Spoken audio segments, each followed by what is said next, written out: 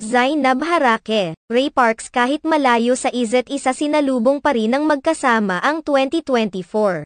Sa kabila ng malayong distansya sa isa't isa, nagawan pa rin ang paraan nina Zainab Harake at Bobby Ray Parks Jr. na sabay salubungin ang bagong taon. Nabigong makauwi ng Pilipinas ang karelasyon ngayon ni Zainab Harake na si Bobby Ray Parks Jr.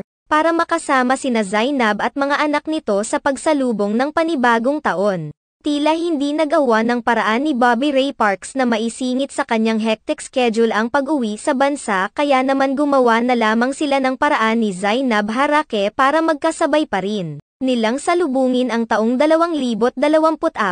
Sa mga social media post ni na Zainab Harake at Bobby Ray Parks Jr., pinakita nila ang kanilang pagve-video call para kahit papaano ay tila magkasama pa rin silang dalawa. Gayunpaman, positibo ang kanilang mga tagahanga magkakaroon muli ng pahinga si Bobby Ray Parks at makakauwi ito sa Pilipinas para muling makasama si Zainab Harake at mga anak nito na itinuturi na rin niya bilang kanyang mga anak. Samantala, kamakailan lamang ay muling lumikha ng ingay ang dating karelasyon ni Zainab Harake na si Skastek Lee kung saan humihingi ito ng another chance kay Zainab Harake na magsama muli sila para na rin umano sa kanilang anak na si Baby Bia.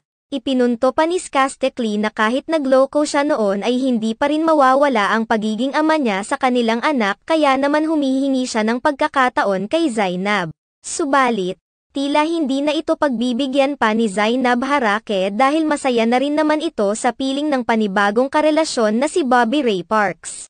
Nagpasaring pa ito kay Skuste kung saan tila sinasabi niyang muli lamang silang ginagamit ng rapper dahil may ginawa na naman itong panibagong kanta.